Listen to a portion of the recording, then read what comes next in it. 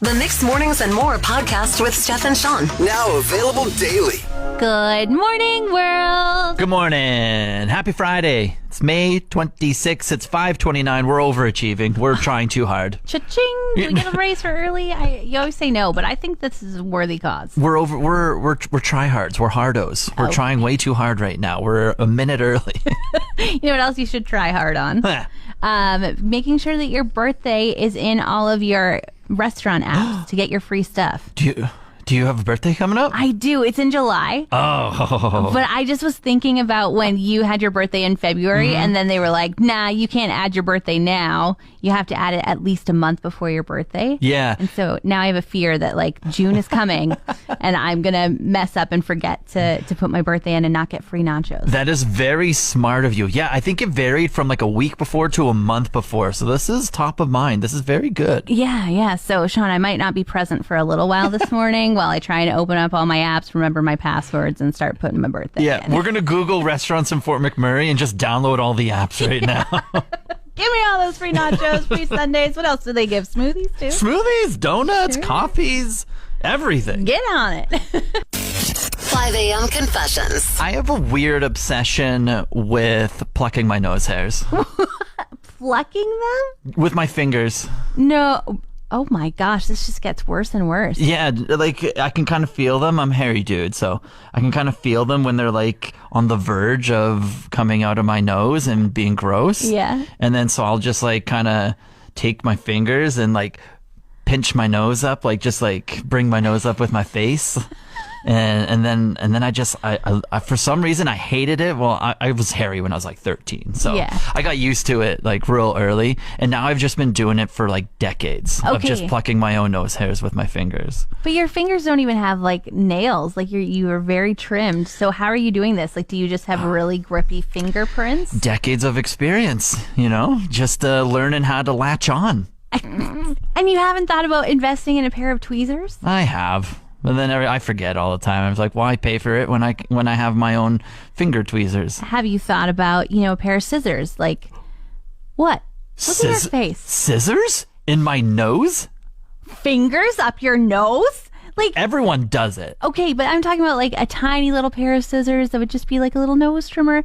Or those ones that spin. Those look terrifying to me. But I do have an attachment for my beard trimmer, but then it cuts them almost too short, and so then you it's can't grab a hold of them anymore? No, and then it's prickly. Because then it, like, instead of the nose hairs being like almost at the brim of my nose, the nose hairs get trimmed like halfway up. So then the growing of the nose hairs just like tickles the inside of the nose like for a month. You know that saying where they say like, oh, don't shave your legs or whatever because then they'll grow back thicker and darker. Yeah. Like, I wonder if your nose hairs, because they've been plucked so many times, have turned into beard hairs. Oh, probably. And they're just like, we're wiry and really, really thick. Probably why they're so easy to grab now. I've come into some grape tomatoes. Yeah. That $1.49 sale the other day. It rung a bell. I was like, well, yes, this makes sense. Yeah, it's stocked up on those. And yesterday, while I was kind of tidying up my fridge, I was like, oh man, I already had some grape tomatoes. Oh, did you? Yeah.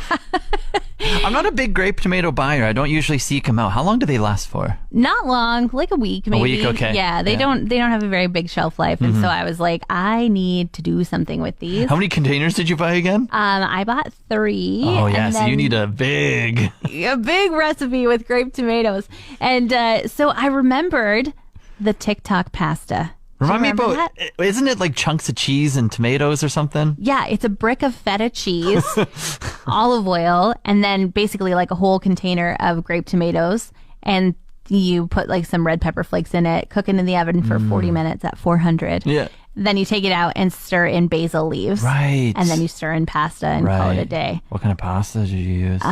Penny. My stomach's growling. It was so good, Sean. I've never made this pasta, and I actually had some spinach that also needed to go. Ooh. And so I stirred that into it as well. Oh, I'm going to make this all the time. I'm adding it to the rotation. This TikTok pasta that went viral 2 years ago, I'm jumping on board. That's amazing that a recipe from the social media actually like turned out to be one that works. Amazing as well that the video is only about 15 seconds long. You get a whole recipe in 15 seconds. Didn't have to like look at measurements or anything because it was just like pour the package of grape tomatoes in, put the brick of feta in, call it a day. It's great. Highly recommend. Yeah, I might have to do that. Well, Sean, you made voting sound so fun and so quick and easy.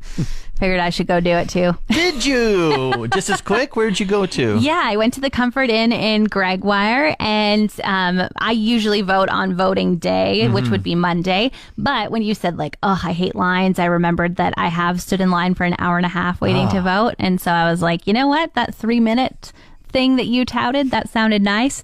My husband never gotten to vote in an election before in Canada. Yeah. He's American, and thankfully last June we finally got to make him a citizen. So he's lived in Canada for 9 years. And 700 million papers filled out, 200 forms. How many dollars have we spent getting this guy to be a permanent resident? And then, it's like $700 to become a citizen. Like, it's not cheap. But yesterday, it all paid off. He came with me. It was so easy. His first time ever voting. And we are only in that voting room for 5 minutes. We got him all signed up.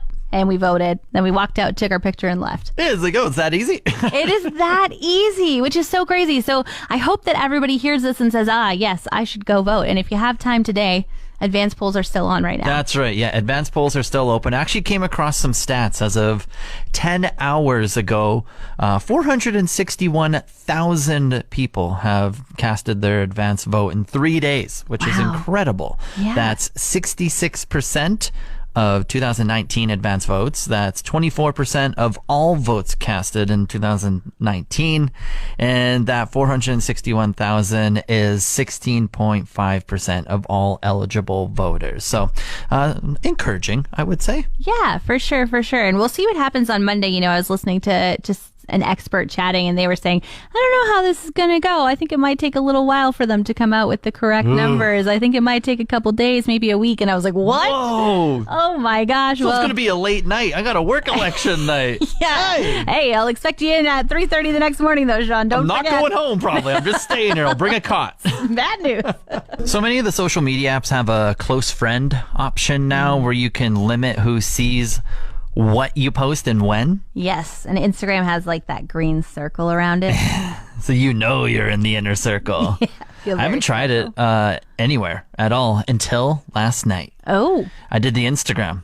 You were on it. You saw it? I did see it. And I saw that there was a green circle around it, and I had never seen it before. And I was like, am I special? Does Sean consider me a close friend? You've never been on a close friend before? No, I have other friends that are close friends. I always feel very special, but to see yours, who's just so don't care, laissez-faire attitude, to add me to your close friends, I was like, I need to not make a big deal out of this, or he'll get me out of them. Yeah. Send you a screenshot of putting you off my close friends list because you're annoying. See this anymore. And I really considered liking it, and then I was like, nope. It's not a big deal. Don't do anything. Play cool. Cool. It's a weird it is a weird process to do a close friends post. Really? Well, maybe just to initiate your list first. And so I went to the close friends thing, and it gave me a suggested list of about 80 people, and then I could pick and choose from those 80. And I'm like, why can't I choose from, say, I have my Instagram in front of me, 587 people. I follow 587. Why don't I have my full 587 in front of me? Why do I have a suggested 80? Probably because Instagram was like, these are the 80 people that send you memes and reels in your inbox, and you laugh back at them. That's also what I'm assuming. It's like these accounts are active, you interact with them, and trust us, we have the algorithm, we know type of thing. We know that you don't actually care about those other 400 accounts that you follow. And in fact, we never show you them anyway. So you don't even know you're following them anymore. Who's missing from this list of only 80 out of 500? Who knows? Doesn't matter. It's so true. It's so true. So then I went through it, and it was like, you added 20 to 30 people. I was like, I think there's some more people I want on my close friends. So then I went to my 587, and then I literally scrolled through. I was bored last night. Really? I went to 587, clicked on all the profiles I wanted to add, and then go to their individual profile. And then where it says following, it has a drop down box. You can close friend, add to favorites, mute, restrict, and unfollow on that drop down. Wow. And so I went individually to all these and just added like 80 people to my close friends. Tell me, Sean, make me feel really special. Was I in the first 80 that Instagram showed you, or did you actually have to click on me after? Yeah, I was in the first 80. Okay. we're in posts all the time. So Instagram definitely said you're in there. And for anyone, if you're hearing this and you didn't get a close friends, donate to my fund and maybe you will be added. Fund? What is this fund? Where can we find the link? I don't know. I'll give you my e-transfer. Hey, Sean, you know where Arendelle is? No. Sounds Australian. How about Austrian? Austrian. Yeah, that's what I meant. It actually doesn't exist. It's just in the movie Frozen. Trick question. Like, oh, do you know where Hobben is? No? Oh, because it doesn't exist, idiot. Okay. But there is a place called Hallstatt, and that is what Arendelle is based off of. Okay. Anyway, so people have been flocking to this place for years and years since Frozen came out because they want to get a selfie in front of the beautiful mountain views of this town across a little pond lake thing. It's like our version of the Rocky Mountains. Exactly. How many of us have a picture standing in front of Lake Louise looking like we're the only folks there, but really there's about 1,000 people on either side of us just waiting for their chance to get in that spot. Well, the town of Arendelle / Hallstatt, mad about it. Why?